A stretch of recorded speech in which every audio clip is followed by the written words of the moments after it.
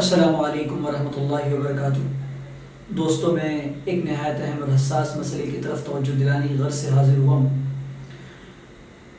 پوری دنیا جانتی ہے تقریباً 4 مہینے ہو گئے اور پوری دنیا لاک ڈاؤن ہے، حالات بگڑتے جا رہے ہیں دن بدن۔ سب سے زیادہ اس طبقے پر تو بالکل اثر نہیں پڑا جو آرام و آسائش کے ساتھ زندگی گزار رہے تھے اور جن کے پاس بیلنس موجود ہے اور ان کے بینکوں میں پیسے موجود ہیں، لیکن وہ طبقہ اس سے بہت زیادہ، 2 طبقات سب سے زیادہ متاثر ہوئے۔ ایک طبقہ وہ جو ڈیلی کام کرنے والا ہے، جن کو ہم مزدور کہتے ہیں، یا وہ طبقہ جو سیلری بیسس پر اور جاب کرتے ہیں۔ تو مسئلہ یہ ہے کہ اب حالات تو پوری دنیا کے ساتھ ہیں، بڑے تاجروں کے کاروباروں پر بھی یقیناً نقصان ہوا اور ان کی کاروبار پر بھی فرق پڑا، لیکن اس سے ایک طرف بہت کم جو توجہ جا رہی ہے وہ یہ کہ مذہبی طبقے پر اس کا بڑا اثر پڑا۔ دوسرے مذاہب کا تو حال مجھے اس قدر نہیں معلوم، لیکن میں اپنی کمیونٹی کی بات کروں گا کہ علماء کرام، ائمہ مساجد اور مدرسین مدارس کی معاشی حالت پر، گھریلو حالت پر بہت زیادہ اثر پڑا۔ اس کی وجہ آپ بخوبی سمجھ سکتے ہیں، جان سکتے ہیں کیا ہو سکتی ہے۔ قلت تنخواہ کا بہت کم ہونا، نمبر 1۔ نمبر 2، علماء کا خود کفیل نہ ہونا اور تجارت کا نہ کرنا، یا یہ کہ ان کے اس تجارت کے مواقع ان کو نہ ملنا۔ نمبر 3، اتنی کم تنخواہوں میں ظاہر ہے کہ کوئی بینک بیلنس جمع نہیں کیا جا سکتا۔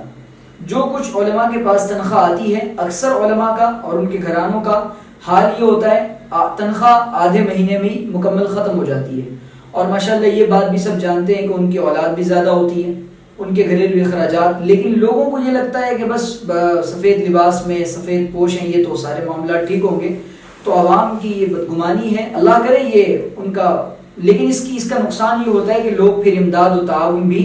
نہیں کرتے۔ وہ علماء جو مشہور ہیں، وہ علماء جن کو عوام جانتی ہے، وہ علماء جو عوام کے درمیان گلے ملے رہتے ہیں، وہ ان کا حال تو قدرے ٹھیک ہوتا ہے کہ لوگ ان کے تعارف کی وجہ سے اور جاننے کی وجہ سے، شہرت کی وجہ سے لوگ ان کو دیتے بھی ہیں، اور اللہ تعالیٰ نے ان کے ساتھ ایسا نظام چلایا ہوتا ہے کہ ان کو اللہ کی طرف سے مل رہا ہوتا ہے۔ لیکن یہ علماء جو مدرسوں میں پڑھاتے ہیں، بہت سارے مدارس کے ایسے حالات آئے جنہوں نے اپنے مدرسین کو نکال دیا۔ ان کے ساتھ کیا پریشانیاں تھیں، کیا عوارض تھے، وہ جانے، لیکن مجھے معاف کریے گا، کبھی کبھی جو حالات سامنے آتے ہیں وہ یہ کہ محتمم حضرات کی زندگی پر کوئی اثر نہیں پڑا۔ اتنا ہی پڑا ہے کہ وہ زیادہ ظاہر نہیں کر سکتے، اگر ان کے پاس موجود ہو تب بھی وہ زیادہ ظاہر نہیں کر سکتے، اور یہ کہ بہت سارے مدرسوں نے اپنے ملازمین سے معذرت کر لی کہ ہم آپ کو چھٹی دے رہے ہیں، لہٰذا اب آپ یہاں سے معزول کیے جا رہے ہیں، اب آپ یہاں نہیں پڑھا سکتے، کیونکہ حالات مدرسوں کے، یقیناً مدرسوں کی صورتحال بہت زیادہ خراب ہے۔ میرا شکوہ محتمم حضرات سے تھوڑا سا ہے، چونکہ وہ بھی مجبور ہیں۔ اس کی وجہ یہ ہے کہ ظاہر ہے کہ آگے کے کیا حالات بنے یہ نہیں جانتے، یہ نہ وہ جانتے، نہ ہم جانتے ہیں، نہ آپ جانتے ہیں، یہ اللہ تعالیٰ کے ہاتھ میں ہے۔ لیکن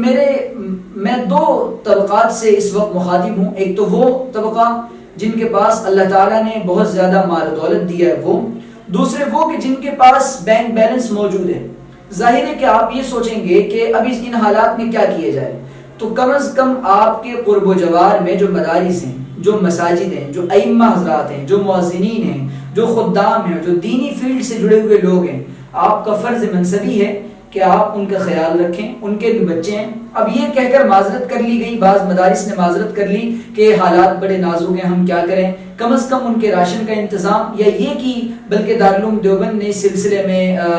بہت ہی اچھی تحریر دارالعلوم کی طرف سے جاری کی گئی، فتویٰ غالباً جاری کیا گیا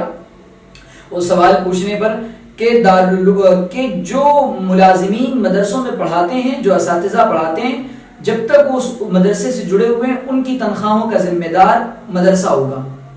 تو یہ کیوں؟ آج اس کی ایک بہت بڑی وجہ یہ، مجھے معاف کریے گا، ہمارے پاس جو زکوٰۃ کی رقم آتی ہے، ایک بہت بڑے عالم دین ہیں، انہوں نے اس بات کو اپنے مضمون میں واضح کیا، ہمارے پاس جو زکوٰۃ کی رقم آتی ہے، اس زکوٰۃ کی رقم کو پتہ نہیں ہیلے بہانے، تملیک اور نہ جانے کس ذریعے سے تعمیرات پر خرچ کیا جاتا ہے۔ جبکہ علماء کرام کی فنانشل حالات کو مضبوط کرنا چاہیے، نہ یہ کہ تعمیرات پر خرچ کیا جائے، مدارس کی عمارات کو سادہ بنایا جائے اور علماء کرام کی معاشی صورتحال کو بہتر بنانے کے لیے فکریں کی جائے اور مدرسے تک کو خود کفیل بنایا جائے،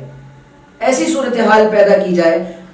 برصغیر میں یہ حالات بہت ہی نازک ہیں اور ہمارے ملک میں اس وقت کنڈیشن بہت خراب ہے، جو میرے پاس رپورٹیں آ رہی ہیں اس سلسلے میں یہ کی، اور میں ہمارے قریب میں الحمدللہ کوئی یہ نہ کہے کہ آپ نے کیا کیا، تو اللہ کا شکر ہے ہمارے قریب میں جو علماء کرام، جو ائمہ ہمارے رابطے میں، جتنا ہم سے ہمارے احباب سے بن پڑ رہا ہے ان کا ممکن تعاون الحمدللہ کیا جا رہا ہے۔ تو میں ترغیب کے لیے یہ بات کہہ رہا ہوں کہ آپ کے قرب و جوار میں کوئی سفید پوش نظر آئے، وہ آپ سے سوال کرنے نہیں آئیں گے۔ علماء کی غیرت بہت زیادہ ہوتی ہے، وہ اپنا چہرہ مسکراتے ہی رکھیں گے، ان کے لباس سفید ہی ہوں گے، نہ وہ آپ سے سوال کریں گے، نہ وہ آپ کے سامنے اپنی پریشانی کا ذکر کریں گے، نہ وہ آپ سے